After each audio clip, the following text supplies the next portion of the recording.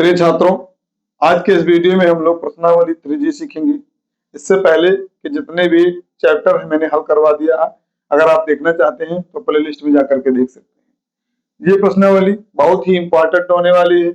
आपके UP board class 10 में ये 4 नंबर से 6 नंबर आपको दिलवा करके ही जाएगा, क्योंकि ये लॉन्ग आंसर में आएगा। जब भी आएगा लॉन्ग आंसर में क्वेश्चन आएगा, तो आप समझ सकते हैं कितना इंपॉर्टेंट ये क्वेश्चन होते हैं। चलिए देखते हैं। इसका पहला क्वेश्चन लिखा हुआ है कि ए और बी की मासिक आय का अनुपात 9:7 है और उनके मासिक व्यय का अनुपात 4:3 है। यदि उनमें से प्रत्येक 200 रुपये बचत करता है तो प्रत्येक की मासिक आय क्या होगी। देखिए, इसमें दो व्यक्ति हैं, ए नाम का कोई व्यक्ति है और बी नाम का कोई व्यक्ति है। ये दोनों जो पैसा कमाते हैं उसका अनुपात है 9:7 और जो खर्च करते हैं उसका अनुपात है 4:3 और जो बचत करते हैं दोनों तो 200 रुपये प्रति महीने का बचत करते हैं। तो बचत कहाँ से मिलेगा आपको ये पता होना चाहिए कि जो मासिक आय है उसमें से मासिक व्यय खर्च खत्म कर देंगे, यानी माइनस कर देंगे। जितना आपने कमाया उसमें से जितना खर्च किया उसको माइनस कर देंगे तो बचत मिल जाएगा। बस इतना समझना आपको। देखिए, आपको लिखना होगा कि माना ए की मासिक आय, माना ए की मासिक आय बराबर कितना है 9 है, तो 9x मानते हैं। उसके बाद में आपको मानना है बी की मासिक आय, बी की मासिक आय बराबर 7x हो जाएगा। अब ए की मासिक व्यय 4x वाई 4y मान लीजिए। इसको अगर आपने x माना है तो दूसरे को y मान लीजिए। देखिएगा, लिखना पड़ेगा कि ए की मासिक व्यय बराबर कितना होगा 4y हो जाएगा और बी की मासिक व्यय बराबर कितना हो जाएगा 3y हो जाएगा। अब बचत आपको पता है कि बचत कैसे निकलता है, यानी आय माइनस व्यय, यही तो होता है बचत। तो पहला 9x आय हुआ, 4y व्यय हो गया, बचा कितना 200 रुपये। तो आप इसी को कर दीजिए।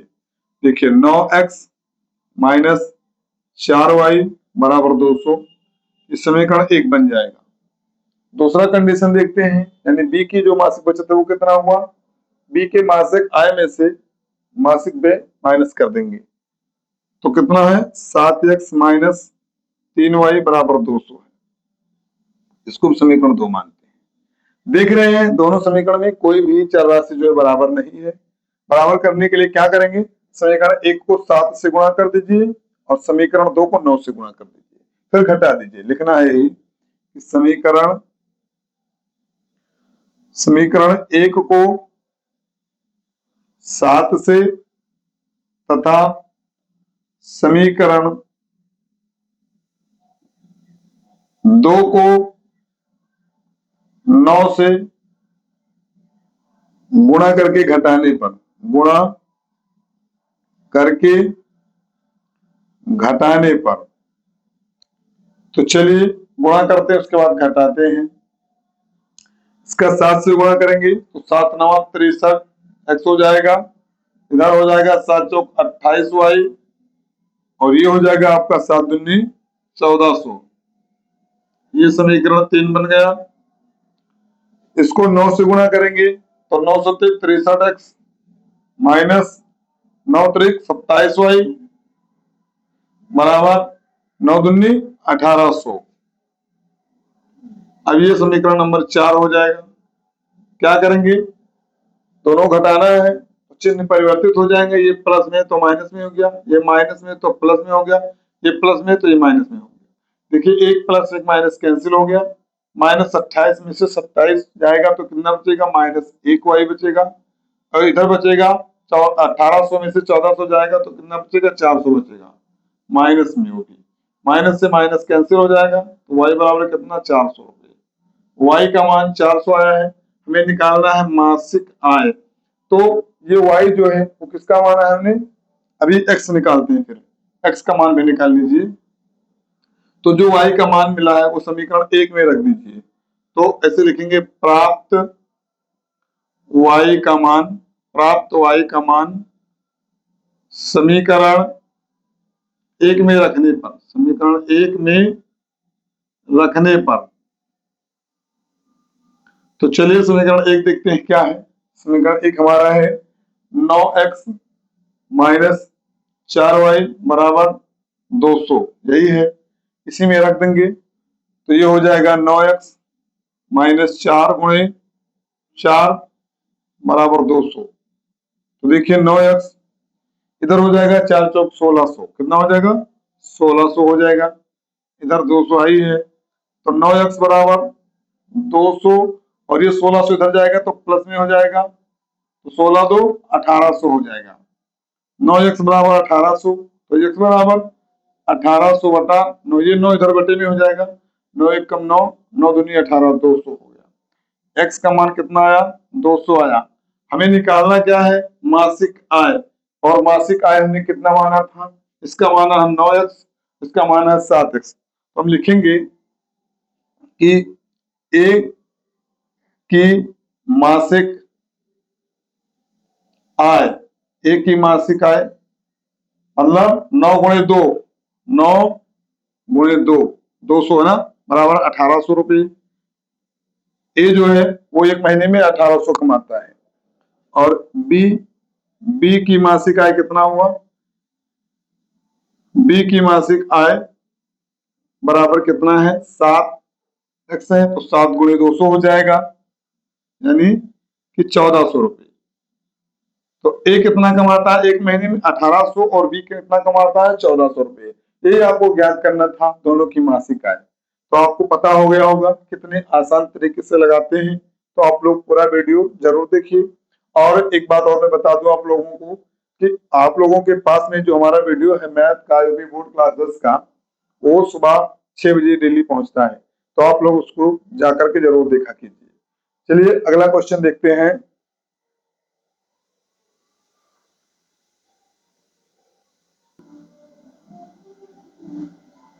देखिए दूसरा क्वेश्चन लिखा हुआ है कि दो अंकों की संख्या के अंकों का योग 9 है, यानी दो संख्या है और उनके अंकों का, यानी दो अंकों की एक संख्या है, संख्या और अंक दोनों में डिफरेंस भी समझिएगा आप। तो दो अंकों की एक संख्या के अंकों का योग कितना है 9 है। इस संख्या का 9 गुना संख्या के अंक को पलटने से बनी संख्या का 2 गुना है, तो संख्या ज्ञात कीजिए। अब आपको क्या करना है, देखिए ये क्वेश्चन हर बार आता है, कंफर्म है ये क्वेश्चन आता है आपका, 6 नंबर आपको दिलवाकर ही जाएगा ये क्वेश्चन। तो इसको आप जरूर से पढ़िएगा, ढंग से पढ़िएगा, और कोई क्वेश्चन पढ़ो या पढ़ो इसे जरूर पढ़ करके जाइए आप, क्योंकि ये आता है हर बार पेपर में। तो देखिए क्या करना है, संख्या में क्या होता है इकाई और दहाई, यानी 2 अंक का है तो इकाई और दहाई होगा जरूर। तो लिखिए आप, लिखिए कि माना इकाई का अंक, माना इकाई का अंक बराबर y तथा दहाई का अंक बराबर x मान लीजिए।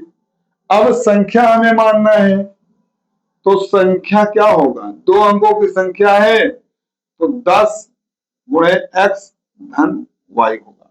यही तो होता, जैसे मान लो हमें 2 अंकों की संख्या 99 लिखना है या 15 लिखना है या 25 लिखना, कुछ भी लिखना है मान लो, तो क्या कहते हैं, तो कहते हैं कि 9 दहाई 9 इकाई, 9 दहाई यानी 9 दहाई 9 इकाई, 9 गुणे 10 धन 9, ये तो होता है 10 9 आई 90, 90 9 99, ये तो कहते हैं तो 10 से जो है दहाई को गुणा करते हैं।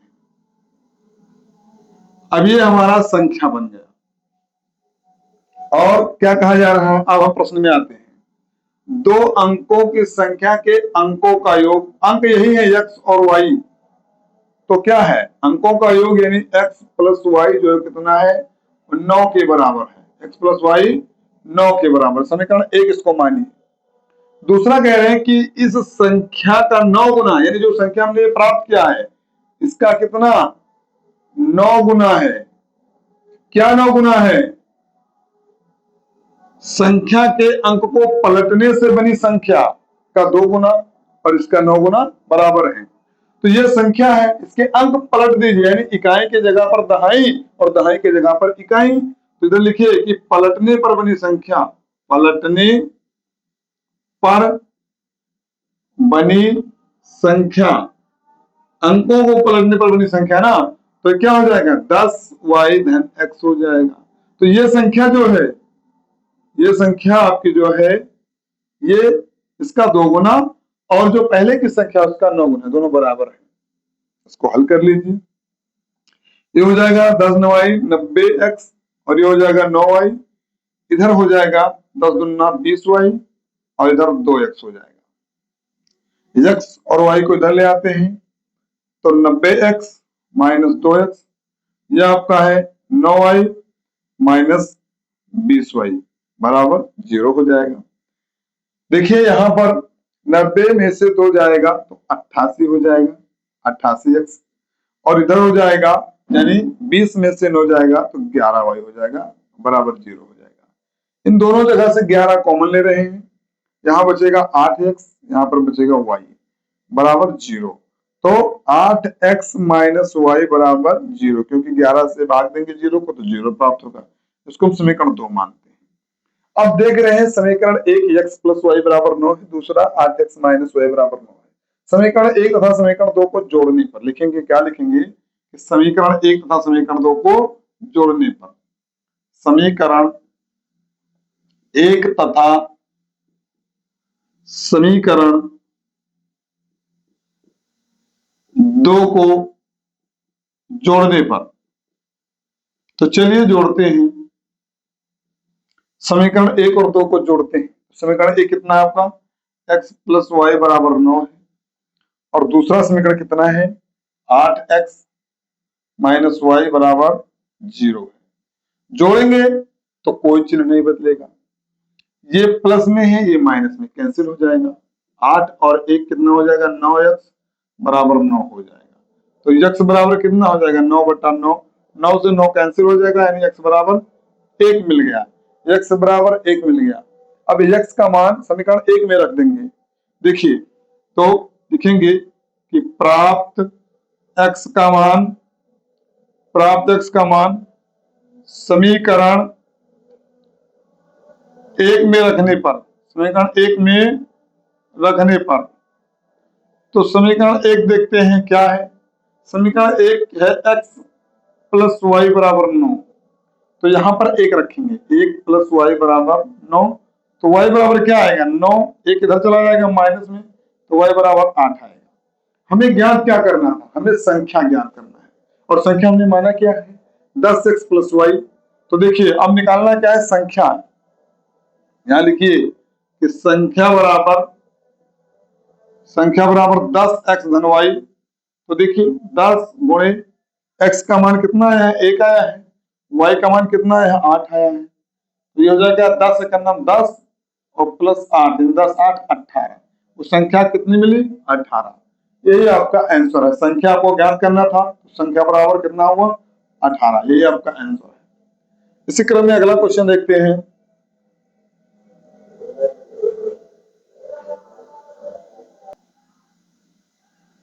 चलिए तीसरा क्वेश्चन देखते हैं कि एक पुस्तक विक्रेता ने अपनी पुस्तक 24 रुपए में बेचकर उतने ही प्रतिशत लाभ उठाया जितने रुपए में उसने पुस्तक को खरीदा था।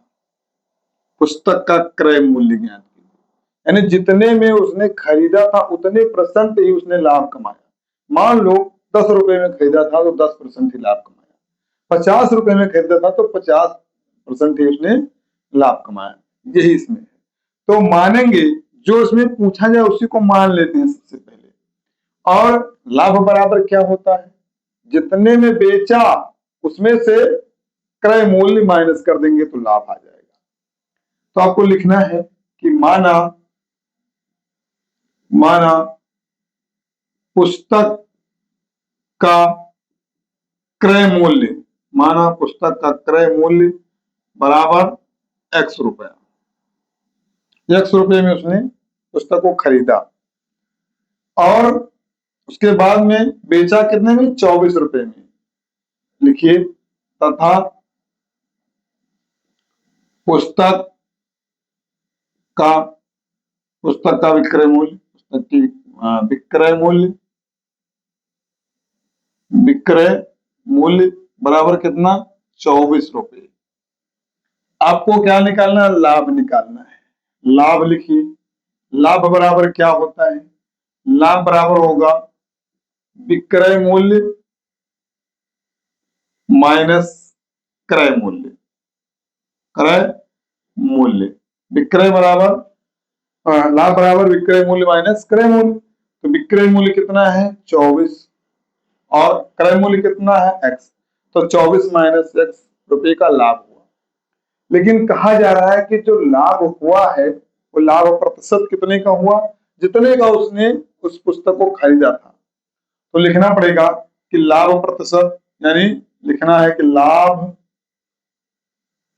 प्रतिशत बराबर यक्स प्रतिशत, लाभ बराबर यक्स प्रतिशत। अब ये जो यक्स प्रतिशत है ये 100 रुपए पर x रुपया है। तो 1 रुपये पर लाभ, 100 रुपये पर लाभ, लिखिए 100 रुपये पर लाभ बराबर यक्स रुपया। तो 1 रुपये पर लाभ कितना होगा, 1 रुपये पर लाभ जो होगा वो x बटा 100 हो जाएगा। लेकिन क्रय मूल्य यक्स है, यक्स रुपये पर लाभ पूछा जा रहा है। तो देखिए x रुपये पर लाभ बराबर कितना होगा, यक्स गुणे x बटा 100, यानी कि x स्क्वायर बटा 100 हो जाएगा। और जो ये लाभ है वो कितना है, इतने के बराबर है। आप यहाँ लिख दीजिए सीधा सीधा कि जो आपका लाभ मिला x स्क्वायर बटा 100 बराबर कितने का बराबर है, 24 माइनस x के, क्योंकि जितने परसेंट का लाभ उठाया है वो इतने के बराबर है। अब देखिए इसमें बटा 1 लगाएंगे, क्रॉस मल्टीप्लाई कराएंगे तो x का x से गुणा करेंगे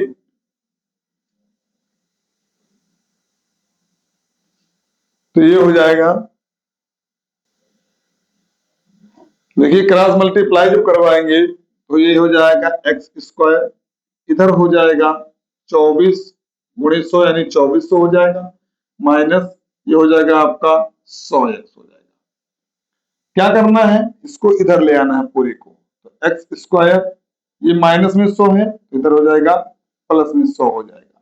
ये 2400 प्लस में है, इधर आएगा माइनस में हो जाएगा, बराबर 0 हो जाएगा। अब 2400 का गुणनखंड करिए तो कितना आएगा, ये आप लिखेंगे x square plus 120x minus 20x minus 2400 बराबर 0। देखिए कैसे, क्योंकि 12 दूना 24 यानी 120 का अगर हम 20 से गुणा कर दें तो ये 2400 आ जाएगा और 120 में से 20 घटा दे तो 100 आ जाएगा। अब इन दोनों जगह से कॉमन ले रहे हैं x, यहां से x कॉमन लिया गया तो यहाँ x बचा और यहाँ बचा 120, यहाँ कितना बचा, x बचा और यहाँ 120। फिर यहाँ से भी ऐसा कुछ कॉमन लेना है कि जो यहाँ बचा वही यहाँ भी बच जाए।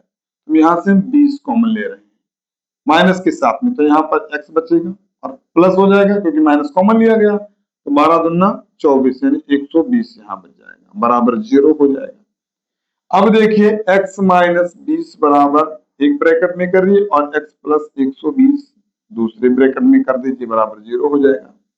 तो एक बार x प्लस 120 बराबर 0 करिए तो x बराबर माइनस 120 मिलेगा, जो कि माइनस मान नहीं होता है। अब देखिए इसको लिखेंगे x माइनस 20 बराबर 0, x बराबर कितना आएगा, 20 आएगा, यानी 20 रुपये उसका क्रय मूल्य था, 20 रुपये इसका क्रय मूल्य था और इन्होंने 20% ही लाभ उठाया तो 24 रुपए का इन्होंने बेच दिया। अब ये आंसर इसका आया 20 रुपए। चलिए इसी क्रम में अगला क्वेश्चन देखते हैं।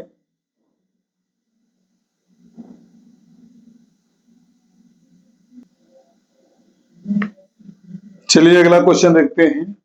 लिखा हुआ है कि 5 पेंसिल और 7 कलमों का कुल मूल्य कितना है? 50 रुपए है। यानी 5 कलम और 5 पेंसिल और 7 कलम कोई खरीद रहा है तो उसको 50 रुपया देना होगा, जबकि 7 पेंसिल और 5 कलमों का कुल मूल्य लेना है तो 46 रुपया देना पड़ेगा। आपको एक पेंसिल और एक कलम का मूल्य ज्ञात करना है। जो ज्ञात करने को कहा जाए उसी को हम मान लेते हैं। सबसे पहले पेंसिल ज्ञात करने के लिए कहा गया तो पेंसिल को मान लीजिए। लिखेंगे माना एक पेंसिल, माना एक पेंसिल का मूल्य, एक पेंसिल का मूल्य x रुपया तथा एक कलम का मूल्य बराबर कितना? y रुपया मान लीजिए। भाई एक पेंसिल का x रुपया और एक कलम का y रुपया अपने मान। आपसे कहा जा रहा है कि 5 पेंसिल, यानी एक पेंसिल का x रुपया, 2 पेंसिल का 2x, 3 पेंसिल का 3x और 5 पेंसिल का 5x। तो इन दोनों को जोड़ा जाए। अब देखिए आप कि 5 पेंसिल का मूल्य बराबर 5x और 7 कलम का मूल्य बराबर 7y। कुल मूल्य देखिए, अब लिखिए कुल मूल्य बराबर कितना है? 50 रुपए। यानी अगर 5 पेंसिल और 7 कलम लिया जाए तो 50 रुपया देना पड़ेगा। तो आप लिखिए 5x प्लस 7y बराबर 50 रुपए। इसको समीकरण 1 मान लीजिए।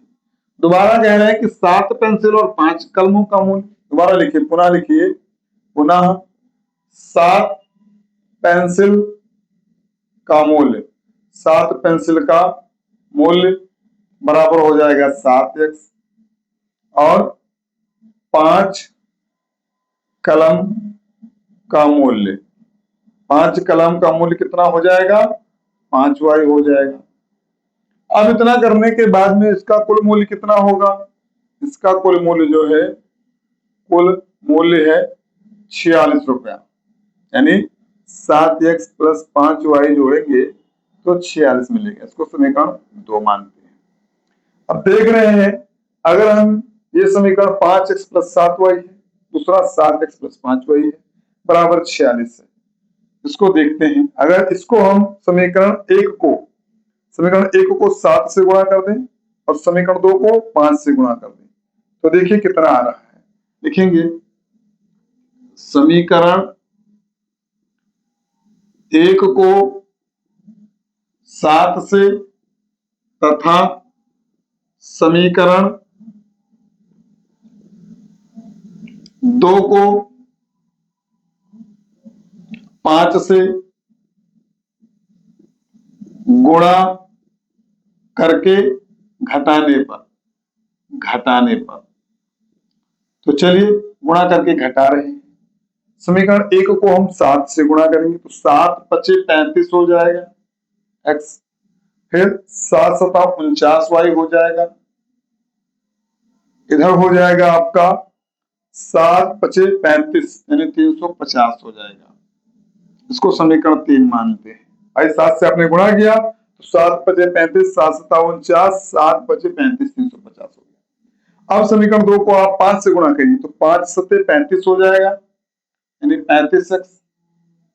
धन लगा है, धन लगा दीजिए, 50 25y कर दीजिए बराबर 46 का 5 से गुणा कर दीजिए तो देखिए 5 छके 30, हासिल 3 और 5 चौको 20, 20 और 3 23 हो जाएगा। इसको समीकरण नंबर 4 जोड़ते हैं। अब क्या करें, घटाएंगे तो सब चीज बदल जाएंगे, ये प्लस से माइनस कैंसिल हो गया। अब देखिए 49 में से 25 जाएगा, देखिए कितना बच रहा है तो यहाँ पर 9 में से 5 जाएगा तो 4 बचेगा और यहाँ पर 2 बचेगा। 24y बराबर यहाँ पर देखिए कितना बच रहा है, 0 यहाँ बचा और यहाँ बचा 2 और यहाँ कितना बचा, 1 बचा, यानी 120 बचा। तो 24y बराबर 120, तो y बराबर 120 बटा 24, 24 से काटिए, 24 से कम 24, 24 पंचे 120, यानी y बराबर कितना मिला, 5 मिला। y आपने माना क्या है, y आपने माना है कलम का मूल्य, तो कलम का मूल्य कितना है, 5 रुपए। एक कलम का मूल्य कितना, 5 रुपए आ गया। अब आपको y का मान समीकरण 1 में रख देना है, तो लिखिए कि प्राप्त y का मान समीकरण 1 में रखने पर, समीकरण 1 में रखने पर, तो चलिए समीकरण 1 देखते हैं कितना है। समीकरण 1 आपका है 5x प्लस 7y बराबर 50, 5x प्लस 7y बराबर 50। तो चलिए 5 गुणे x करिए और 7 गुणे 5 कर दीजिए, y की जगह पर 5 रखिए, तो 5x ये हो जाएगा 7 पच्चीस 35 हो जाएगा बराबर 50 हो जाएगा। तो 5x बराबर 50 माइनस 35, तो 5x बराबर कितना होगा, 15। तो x बराबर देखिए कितना आएगा, 5x बराबर 15 अगर है तो x बराबर कितना हो जाएगा, 15 बटा 5, 5 एक कम 5, 5 ते 15, यानी x बराबर कितना आया, 3 आया।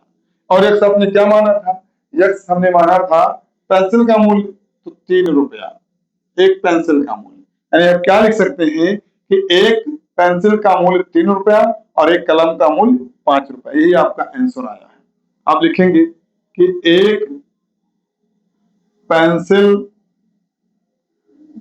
का मूल्य बराबर 3 रुपया और एक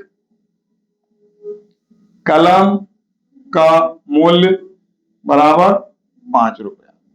बस यही आपका आंसर है, यही आपको ज्ञान भी करना था। चलिए इस वीडियो में इतना ही, और अगली वीडियो में अगला क्वेश्चन लेकर के आएंगे। तब तक के लिए धन्यवाद।